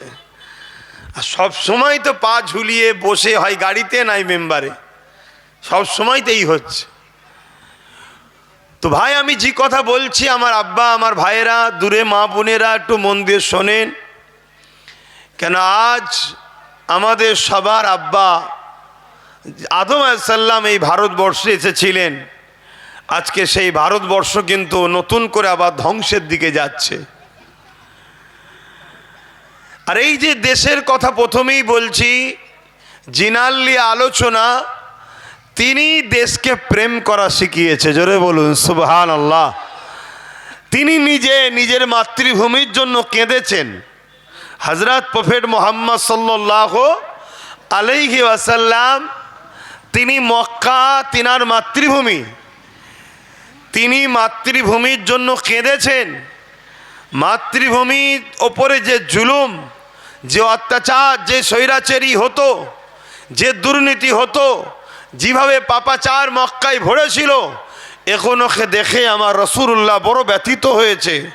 যখন তিনি ন্যায়ের পক্ষে, দেশ ও দেশবাসীর পক্ষে, মাতৃভূমির বাসীর পক্ষে মানুষকে যখন বাঁচাবার জন্য কথা বললেন, তখন ওই সময়ের জালিম স্বৈরাচারী যারা ছিল আমার রাসূলুল্লাহর উপরে অনেক অত্যাচার করেছেন। একদিন মহান স্রষ্টার হুকুমে আমার নবী পাক হিজরত করে ইয়াসরিফে চলে যাচ্ছিলেন। তখন বারবার দু কদম করে আগায় আর মাতৃভূমি মক্কার দিকে দেখে, আর চোখের পানি ফেলে কাঁদে, আর জবানে বলে, মক্কা আমি তোমায় ভালোবাসি। জোরে বলুন সুবহানাল্লাহ। তাই প্রত্যেকটা মুসলমান, কে কি করছে আমি জানি না, তুমি যখন মুহাম্মদ সাল্লাল্লাহু আলাইহি ওয়াসাল্লামের অনুসারী বলছো, তোমাকেও হৃদয়ের মধ্যে জবানে কথা যেন থাকে, ভারতবর্ষ আমি তোমায় ভালোবাসি। কেন এটা তোমার আমার মাতৃভূমি। রাসূল হলেন আমাদের জন্য মডেল। তিনি যা করেছে আমাদেরকে সেটা করতে হবে। তিনি যা করতে বলেছেন সেটা আমাদেরকে অ্যাকসেপ্ট করতে হবে। তিনি যা নিষেধ করেছেন সেটা আমাদেরকে ছাড়তে হবে, তবেই হবে ভালো মুসলমান। মুসলমান তো অনেক, ইমানদার কথা আছে। ইমানদার তোই ব্যক্তি যে রাসূল পাক সাল্লাল্লাহু আলাইহি ওয়াসাল্লামের সুন্নতে জীবন গড়ে। সুন্নাত কাকে বলে? যেটা রাসূল করেছে। তা নবী নিজের মাতৃভূমিকে ভালোবেসেছে, আমাদেরকেও ভালোবাসতে হবে। তো ভাইয়েরা আমার, যে কথা বলছিলাম, বাপ আদম আলাইহিস সালাম ডাইরেক্ট জান্নাত থেকে এই হিন্দুস্তানে এসেছে, এই ভারতবর্ষে এসেছে। আমাদের আব্বাজানের পায়ের ছাপ এখনও রয়েছে। দেশ ভাগের পরে সেটা শ্রীলঙ্কায় পড়েছে। সেখানে বিশাল বড়, আমার মতো লম্বা হবে আমার বাপের পায়ের ছাপটা। এই যে পায়ের ছাপটা আমার মতো লম্বা হবে। কেন? তিনি 60 হাত মানুষ ছিলেন, 7 নয়, 60 60 হাত লম্বা ছিলেন আমাদের আব্বাজান। আর জান্নাতও আমরা যখন যাব সবাই 60 হাত করে লম্বা করা হবে। জোরে বলুন সুবহানাল্লাহ। তো যাই হোক, তো সেই হিসাবে আমাদের দেশেও অনেক ধর্মের মানুষ বসবাস করে। যে যার ধর্ম, যে যার কর্ম, যার যেটা আছে পছন্দ তার কাছে, ওটা নিয়েও পক্ষে বিপক্ষে আমাদের কোনো আলোচনা নাই। কিন্তু দুঃখের বিষয়, একটা ষড়যন্ত্র চলছে। সেই ষড়যন্ত্র হলো ইসলামের বিরুদ্ধে একটা পরিকল্পনা তৈরি করা হচ্ছে, ইসলামকে টার্গেট করা হচ্ছে, ইসলামের বিরুদ্ধে প্রকাশ্য পুরো দেশ জুড়ে একটা ষড়যন্ত্র চলছে।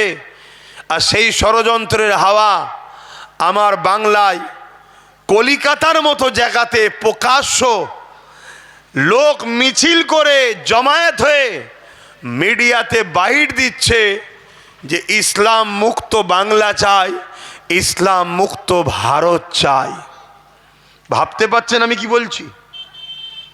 এত বড় কথা, যে কথাটা একদিকে সংবিধান বিরোধী, আর একদিকে বিভাজন, হিংসা এবং সম্প্রীতিকে নষ্ট করার একটা বিরাট বড় চক্রান্ত।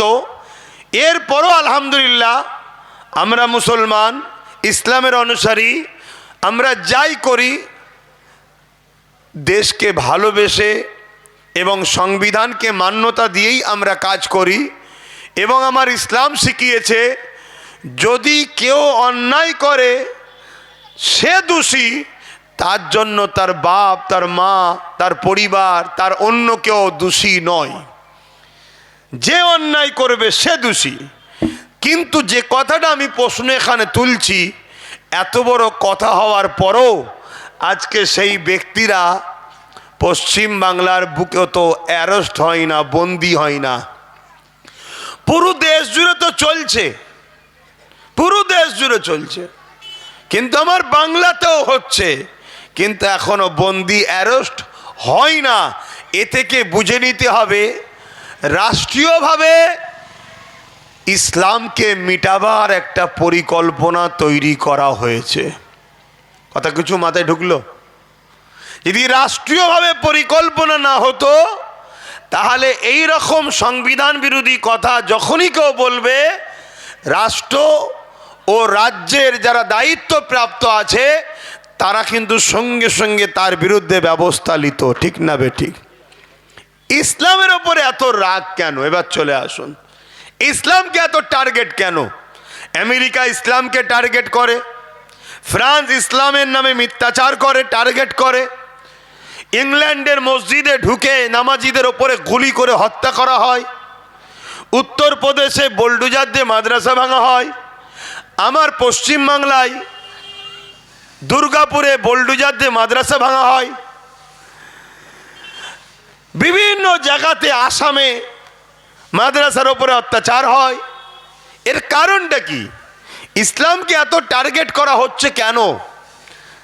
এর কারণটা বুঝতে গেলে আপনাকে প্রথম জানতে হবে ইসলাম শব্দর মানে কি আর ব্যাপক অর্থ কি। ইসলাম শব্দের ওয়ার্ডের মানে হচ্ছে সালাম থেকে ইসলাম, শান্তি, যার ব্যাপক অর্থ হলো তুমি ওই কাজ করো যে কাজে তুমি এবং সমাজ দুনিয়া আখেরাতের কল্যাণ পাবে। জোরে বলুন সুবহানাল্লাহ। ওই কাজ তুমি করো। এই যে হযরত প্রফেট মুহাম্মদ সাল্লাল্লাহু আলাইহি ওয়াসাল্লাম, তিনি কে?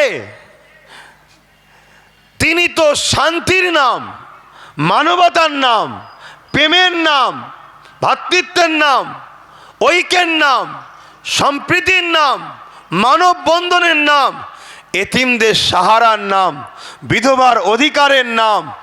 এক কথায় যখন নারীদেরকে জ্যান্ত পুঁতে দেওয়া হতো, হযরত প্রফেট মুহাম্মদ সাল্লাল্লাহু আলাইহি সাল্লাম সেই নারীদের হতে সংগ্রাম করে নারীদের অধিকার যিনি দিয়েছেন তিনি তো মুহাম্মদ সাল্লাল্লাহু আলাইহি ওয়াসাল্লাম। জোরে বলুন সুবহানাল্লাহ।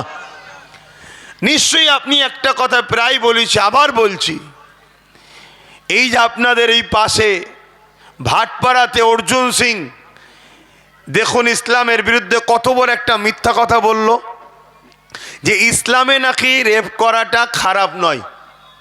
বললেন না নাউজুবিল্লাহ? জোরে বলুন। তাহলে এই কথাটা অর্জুন সিং ইসলামের ওপরে মিথ্যাচার করলো না করলো না? ইসলাম একটা এত বড় ধর্ম, যে ধর্ম একমাত্র আজকের দিন পর্যন্ত চ্যালেঞ্জ দিচ্ছে, দুনিয়ায় কেউ যদি ইসলামের মোকাবেলা করতে চাও, আগেই আসো, যুক্তি তর্কে, এলেম কালামে, কিতাবে, বাস্তবে নারীদেরকে যে সম্মান ইসলাম দিয়েছে, এই সম্মানের মোকাবেলায় কেউ যদি আসতে চাও, দাঁড়াও। পুরো পৃথিবীকে চ্যালেঞ্জ দিচ্ছে ইসলাম, যে আমি যে নারীকে সম্মান দিয়েছি, আমার মোকাবেলায় কেউ দাঁড়াতে পারবে? কিন্তু সেই ইসলামের নামে এত বড় মিথ্যাচার করলো এই বাংলাতে, তার বিরুদ্ধে কোনো ব্যবস্থা হয়েছে? কথা বলুন, তাকে বন্দি করা হয়েছে? তাহলে ভাবুন আজকে আমরা কোন জায়গায় দাঁড়িয়ে আছি, কোন পরিস্থিতিতে দাঁড়িয়ে আছি। আর এটাও আপনাকে বলে যায়, আমার আপনার কওমের মধ্যে কিছু ছেলে আছে, দুনিয়ায় অভাবের জ্বালা হোক বা বদমাইশিতে হোক, ইসলামের কালচার তার মধ্যে নাই, সেই শিক্ষা, সেই জ্ঞানও নাই, সভ্যতাও নাই। সমাজের কিছু খারাপ লোকের পাল্লায় পড়ে তার দ্বারা সমাজে এমন কিছু অঘটন ঘটানো হবে প্ল্যান মাফিক করে, ঘটিয়ে দিয়ে পুরো ইসলামের নামে কলঙ্কিত দাগ লাগাবার ষড়যন্ত্রও চলছে। উপরন্তু এই জায়গায় দাঁড়িয়ে থেকে আমি আপনাদেরকে জানিয়ে দিই, ইসলাম যদি বুঝতে চান আব্বাস সিদ্দিকীকে দেখলে হবে না। ইসলাম দুটো জিনিসের ওপরে চলে, একটা হলো কালামুল্লাহ আর একটা হলো হাবিবুল্লাহ। জোরে বলুন সুবহানাল্লাহ। একটা আল্লাহর পাক পবিত্র কোরআন শরীফ, আর একটা হলো মুহাম্মদ সাল্লাল্লাহু আলাইহি ওয়াসাল্লামের লাইফ স্টাইল। এই দুটো হলো ইসলাম। আর এই দুটোর বিরুদ্ধে পুরো পৃথিবীতে আরব খরব কোটি ডলার টাকা খরচ করা হচ্ছে ভুল বার করার জন্যে। পুরো পৃথিবী 20 বছর, 30 বছর, 40 বছর ধরে রিসার্চ করার পর হাত তুলে দিচ্ছে, দিয়ে বলছে যে মোহাম্মদ রসুলেরও ভুল নাই আর কোরআনেরও ভুল নাই। জোরে বলুন সুবহানাল্লাহ, আরো জোরে বলুন সুবহানাল্লাহ। আজ পুরো আমেরিকা, পুরো ইউরোপ, দুনিয়া সুপার পাওয়ার, যারা সুপার পাওয়ার, যাদেরকে আমার ভারতবর্ষের বড় বড় নেতারা আব্বাজান বলে, আমার দেশের প্রাইম মিনিস্টারও যে আমেরিকাকে যে আব্বাজান বলে, সেই আমেরিকা ইসলামের বিরুদ্ধে লেগেছে। সেই ইউরোপ দুনিয়া ইসলামকে মিটাতে চেয়েছে, কিন্তু আলহামদুলিল্লাহ আজকে তারা দীর্ঘ 80-90 বছর ধরে ইসলামের বিরুদ্ধে লেগে আজকে তারা রিপোর্ট দিচ্ছে কি আগামী 40-45-এর মধ্যে ইউরোপ দুনিয়া আমেরিকা সহ সংখ্যাগুরু হবে ইসলাম। জোরে বলুন সুবহানাল্লাহ। মানুষ দলে দলে ইসলাম কবুল করছে। কারণ কি? 14 বছর, 12 বছর, 13 বছরের মেয়ে, এত অল্প বয়স, 12 বছর, 13 বছর, 14 বছর, 15 বছর, 16 বছরের মেয়ে, সে তার ইজ্জতকে নিজের বাবার হাত থেকে বাঁচাতে পারছে না। 15-16 বছরের মেয়ে, গর্ভের সন্তান, কার? নিজের বাবার, বাঁচাতে পারছে না। তারা কি করে বাঁচবে? আমেরিকা পারমাণবিক বোমা তৈরি করতে পারে, 10টা দেশকে হুমকি দিতে পারে, কিন্তু কারো সংসারকে জুড়তে পারছে না, কারো ইজ্জতকে রুখতে পারছে না, ক্রাইম বন্ধ করতে পারছে না, সন্ত্রাসী বন্ধ করতে পারছে না, দুর্নীতি বন্ধ করতে পারছে না, জুলুম বন্ধ করতে পারছে না, ধর্ষণ বন্ধ করতে পারছে না। তাই তাদের যুবক যুবতীরা, তারা তো জ্ঞানী, শিক্ষিত, তারা রিসার্চ করছে কোন জায়গায় গেলে আমরা বাঁচব। তারা রিসার্চ করে, তাদের গুগল তাদেরই তৈরি করা, তারা তো টেকনোলজির ওপরেই বেঁচে থাকে, তাদের সব কিছু ফেল, তারা সব কিছু থেকেই গাওয়া দিচ্ছে। বাঁচতে যদি হয় আখেরি নবী প্রফেট মোহাম্মদ সাল্লাল্লাহু আলাইহি সাল্লামের জীবন আদর্শে জীবন গড়ো। জোরে বলুন সুবহানাল্লাহ। তারা আমার নবীকে রিসার্চ করছে, রিসার্চ করতে করতে তারা আমার নবীর দিবানা হচ্ছে। জোরে বলুন সুবহানাল্লাহ। আর উম্মতে মুহাম্মাদি, আমরা জন্মসূত্রে রসুল পেয়েছি। বাপ মুসলমান, মা মুসলমান, দাদু মুসলমান, দাদি মুসলমান। আমরা রসুলকে রিসার্চ করা ছেড়ে দিয়েছি, নবীলে চর্চা করা ছেড়ে দিয়েছি। এজন্য আজ আমরা ধ্বংস হয়ে যাচ্ছি। আমাদের কালচারে আছে কি রসুল? বলুন, আমাদের কালচারে আছে কি রসুল? তাই তো আজ আমরা ধ্বংস হয়ে যাচ্ছি। আল্লাহ নবী, নূহ নবী, দয়া নবী আদর্শ কি ছিল? আমার নবী পাক পৃথিবীর জমিনে ইসলামের বাণী কি করে ছড়ালো? আমার নবী পাক তিনি একা মক্কা জমিনে তিনি বলে দিলেন, লা ইলাহা ইল্লাল্লাহ আনা মুহাম্মদ রাসূলুল্লাহ। মক্কা জালিমা বুঝে নতুবাসাই বাতে শুরু করে তারা সবাই আমার নবী পাকের জানে দুশ্মন হয়ে গেল। এই রাসূলুল্লাহ একা মক্কা থেকে শুরু করেছে, মদিনা থেকে শুরু করেছে। 23টা বছরে তামাম পৃথিবীর জমিনে নাই সত্য, সাম্য, শান্তি, ভ্রাতৃত্ব, ভালোবাসা, ইসলামের বাণী আমার নবী পৌঁছে দিয়েছে। কি করে পারলো? তরোয়াল দিয়ে, অস্ত্র দিয়ে, জোর দেখিয়ে? আরে জোর দেখিয়ে একটা ব্যক্তি কি করে পারবে? না, আমার নবী তো পৃথিবীকে জয় করেছে উসওয়াতুন হাসানা, উত্তম আখলাক চরিত্র দিয়ে। জোরে বলুন সুবহানাল্লাহ। উত্তম ব্যবহার দিয়ে, উত্তম প্রেম দিয়ে, উত্তম আখলাক দিয়ে আমার রাসূল পাক সাল্লাল্লাহু আলাইহি ওয়াসাল্লাম পুরো পৃথিবীকে জয় করেছে। তাই তো আল্লাহ কোরআনে বললেন, লাকাদ কানা লাকুম ফি রাসূলিল্লাহি উসওয়াতুন হাসানা। সব থেকে উত্তম মডেল করে আমি আল্লাহ মুহাম্মদ সাল্লাল্লাহু আলাইহি ওয়াসাল্লামকে পাঠিয়েছি। আজান দিচ্ছে আপনাদের মহল্লায়?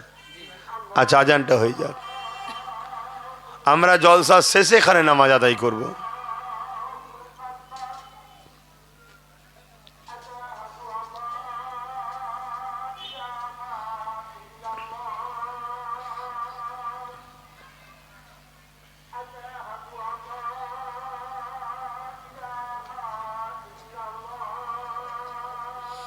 আশহাদু আল্লা ইলাহা ইল্লাল্লাহ।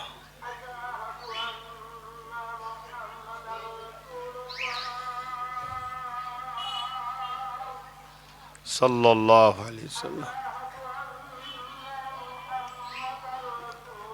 সাল্লাল্লাহু আলাইহি ওয়াসাল্লাম।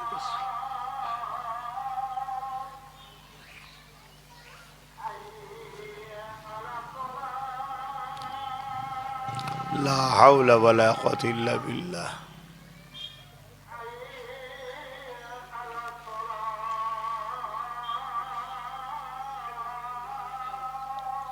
লা হাওলা ওয়ালা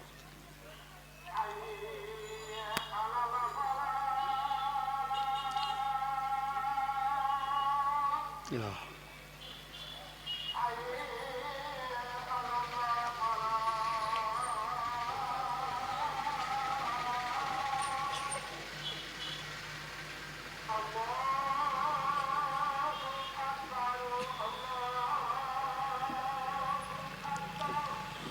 আল্লাহু আকবার, আল্লাহু আকবার।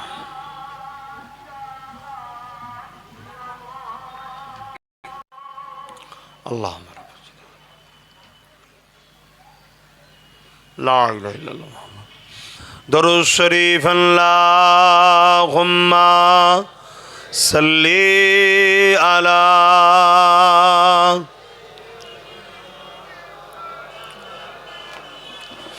ওয়ালা আলি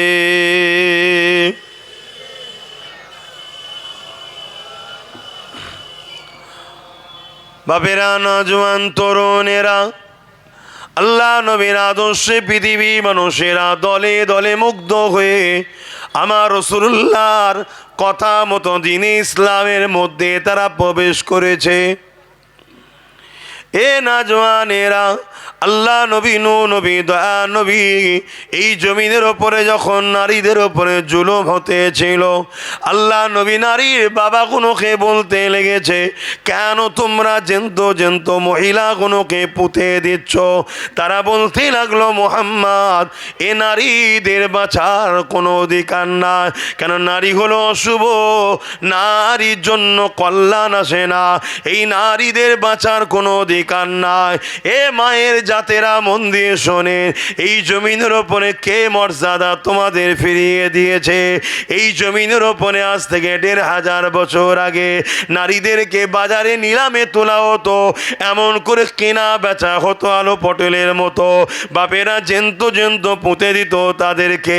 মহান রব্বুল আলামিনের পাঠানো মুহাম্মদ সাল্লাল্লাহু আলাইহি ওয়াসাল্লাম তিনি জমিনের ওপরে নারীর বাবাদেরকে বোঝাতে লাগলেন, না না, যিনি পুত্র সন্তান দেয় তিনি কন্যা সন্তান দেয়, নারী অশুভ নয়। উপরন্তু কারো ঘরে যদি প্রথম কন্যা সন্তান হয়, এর মানে ওই নারীর বাবাকে মহান স্রষ্টা রব্বুল আলামিন শান্তির পয়গাম খবর পাঠায়। তাহলে নারী যদি কোনো সংসারে প্রথম হয়, সেই দাম্পত্য জীবনকে মহান স্রষ্টা খুশির সংবাদ, শান্তির সংবাদ পাঠায়। তাহলে নারী কত বড় নিয়ামত। কিন্তু এটা ১৫০০ বছর আগে পৃথিবীর কেউ বলেছে? বলুন, ভাবতে হবে। আর আজকে ১৫০০ বছর আগে সেই ইসলামের বিরুদ্ধে এত মিথ্যাচার, যে এত জঘন্যতম একটা পাপ, যে পাপের শাস্তি ইসলাম কি দিয়েছে? যদি কোনো পুরুষ কোনো নারীকে ধর্ষণ করে, ইসলাম তার শাস্তি কি দিয়েছে? মৃত্যুদণ্ড, গলা পর্যন্ত পুঁতে দাও, পাথর নিক্ষেপ করে করে মারো তাকে, সবাই মারতে মারতে মেরে ফেলো। কেন? যে মায়ের জাতের সম্মান দিতে পারে না, সে পুরুষ সুরাতে একটা দুপায়ে পশু ছাড়া অন্য কিছু নয়। অতএব এই পশুর বেঁচে থাকার অধিকার নেই। এটা ইসলাম নারীদেরকে মর্যাদা দিয়েছে।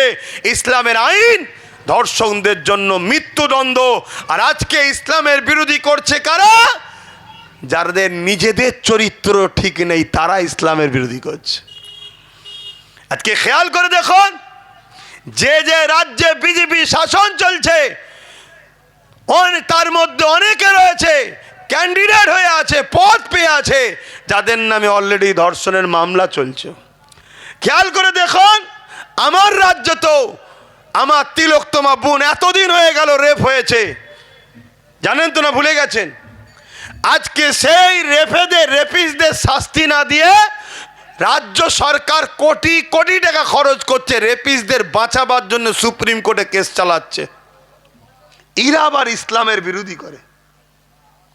তাহলে বলুন, ইসলামের বিরোধী যারা করবে, তাদের বিরুদ্ধে সত্য কথাটা বলা দরকার আছে না নাই?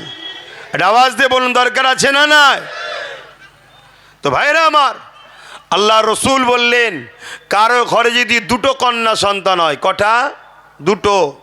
আর ওই 2 কন্যা সন্তানের বাবা দুটো সন্তানকে যদি বুঝা না মনে করে, নারী হয়েছে বলে অবহেলা না করে, আল্লাহ দিয়া নিয়ামত মনে করে, তাকে খুশি করে, আদর করে, লালন পালন করে, ভালোবাসা দিয়ে বড় করে তুলে যদি বিবাহ দিয়ে দেয়, আল্লাহ নবী বলছেন, ওই 2 কন্যার বাবা যে নারীকে মহব্বত করে তার কন্যা সন্তানকে লালন পালন করে বড় করলো, আমি রাসূলুল্লাহ ওই বাপকে কিয়ামতের দিন শাফাআত করে জান্নাতে নিয়ে যাব। জোরে বলুন সুবহানাল্লাহ। পুরুষের বেলায় কিন্তু এ খবর দেয়নি যে পুত্র সন্তান হলে শাফাআত করব, এ কথা কিন্তু রসুল বলেনি। কেন? নারী মায়ের জাত বড় দুর্বল হয়, বড় কমজোর হয়, বড় অসহায় হয়। তাই তাটা ভালোবাসার জিনিস, সেটা সম্মান দিবার জিনিস। তাই ইসলাম কি সম্মান দিচ্ছে দেখো। আল্লাহ নবী আরো একটু আগিয়ে গিয়ে বললেন, কারো ঘরে যদি পরপর 3টে কন্যা সন্তান হয়, ওই 3 কন্যার বাবা যদি ওই 3টে কন্যাকে বুঝা না মনে করে, অবহেলা না করে, লালন পালন করে তার যদি বিবাহ দিয়ে দেয়, আমি রসুল পাক সাল্লাল্লাহু আলাইহি ওয়াসাল্লাম বলছি 3 কন্যার বাবা আর আমি রাসূলুল্লাহ, মন দিয়ে দেখুন, দুটো আঙুল পাশাপাশি দেখাচ্ছে, আল্লাহর জান্নাতে পাশাপাশি থাকবো। জোরে বলুন সুবহানাল্লাহ। এই কথা যখনই বলেছে, এক সাহাবী রসুলের অনুসারী ওখানে বসেছিলেন, তিনি বলতে লাগলেন, হুজুর আমার তো একটি কন্যা, তাহলে এই নিয়ামত থেকে আমি বঞ্চিত হয়ে গেলাম। আল্লাহ রসুল বললেন, না, তোমাকেও বলছি তুমি তোমার কন্যাকে ভালোবাসো, তাকে আদর করো, তাকে মমত ময়া দাও, ভালোবাসা দাও, বাপের প্রেম দাও, তাকে লালন পালন করে বড় করো। আমি রাসূলুল্লাহ বলছি তোমাকেও জান্নাতে নিয়ে যাবো। জোরে বলুন সুবহানাল্লাহ। তাহলে ইসলাম নারীদেরকে কত সম্মান দিয়েছে। এক যুবক এসে বলছে, হুজুর আমার ওপরে সব থেকে বেশি কার হক? আল্লাহ নবী বললেন, তোমার মায়ের। তারপরে কার? তোমার মায়ের। তারপরে কার? তোমার মায়ের। তারপরে কার? তোমার বাপের। অর্থাৎ পুরুষের থেকে, বাপ হলো পুরুষের জাত, নারী মা হলো নারীর জাত, পুরুষের থেকে নারীর 3 গুণ মর্যাদা ইসলাম দিয়েছে। জোরে বলুন সুবহানাল্লাহ। আর আজকে এই সম্মান শোনার পরেও আমরা পুরুষরাও বলছি সুবহানাল্লাহ। কি নারীদের সম্মানের কথা শুনে আমরা খুশি না বেজার? আমাদেরকে রসুল এই ট্রেনিংটা দিয়েছে। মুসলমান ইমানদার কখনো নারীকে অবহেলা করতে পারে না, তুচ্ছ তাচ্ছিল্য করতে পারে না। আরো একটা কথা শুনুন, পৃথিবীতে শ্রেষ্ঠ পুরুষ কে? বলুন, পৃথিবীতে শ্রেষ্ঠ পুরুষ কারা? আল্লাহ নবী শ্রেষ্ঠ পুরুষের বিবেচনা করাটাও নারীর হাতে দায়িত্ব দিয়েছে। কি? আল্লাহ নবী বলছেন, যার স্ত্রী বলবে যে আমার স্বামী ভালো, সে হলো পৃথিবীর শ্রেষ্ঠ পুরুষদের কাতারে। জোরে বলুন সুবহানাল্লাহ। আজকে সেই ইসলামের ওপরে কত বড় চক্রান্ত চলছে, আপনারা বুঝছেন আমি কি বলছি? এর জন্য দোষী কারা? আমরা দোষী। আমরা সেই রসুলের আদর্শে আদর্শিত নই। আল্লাহ রসুল দিন দুনিয়ার বাদশাহ হাবিবুল্লাহ জনাবে মোহাম্মদ রাসূলুল্লাহ সাল্লাল্লাহু আলাইহি ওয়াসাল্লাম যখন মক্কা থেকে ইয়াসরিবে চলে গেলেন, মদিনা, পরে নবী যাওয়াতে মদিনা শরীফ হয়েছে, ওখানে সব থেকে বড় বসবাসকারী ছিল ইহুদি, অগ্নি উপাসক, মজুসি, বিভিন্ন ধর্মের মানুষ ছিল মদিনা শরীফে। আল্লাহ নবী তাদের সঙ্গে আলোচনা করলেন যে নিজেরা যদি তোমরা সব মারপিট করো তাহলে তো ক্ষতি হবে। এক গোত্র আর এক গোত্রর সঙ্গে মারপিট করে, এরকম সব মদিনায় যত গোত্র ছিল একে অপরে মারপিট করে। আল্লাহ নবী সব গোত্রকে ডাকলেন, ডেকে তাদের মধ্যে ভাইচারা তৈরি করলেন, বিভিন্ন ধর্মের মানুষের সঙ্গে বিভিন্ন ধর্মের মানুষের বন্ধুত্ব তৈরি করে দিলেন, দিয়ে ভাইচারা করে দিয়ে আল্লাহ নবী বললেন, একটা রাষ্ট্র কায়েম করো, যে রাষ্ট্র কায়েম হলে তবে তোমরা দুনিয়াতে বিজনেস করতে পারবে, দুনিয়াতে তোমাদের ফোকাস তৈরি হবে। সব কিছু রসুল শিক্ষা দিলেন।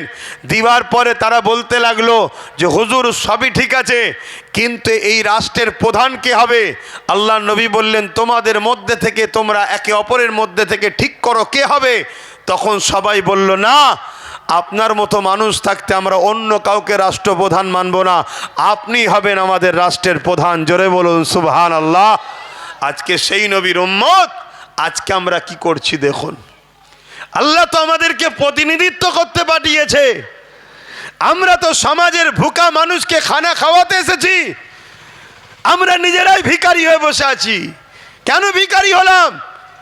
নিজের জায়গা ছেড়ে দিয়েছি বলে। তাই আমরা সমাজে নারীদের অধিকার দিতে এসেছি, আর আজকে আমরা তাদের পতাকা নিয়ে ঘুরি যারা নারীদেরকে ভোগের পাত্রী বানাচ্ছে।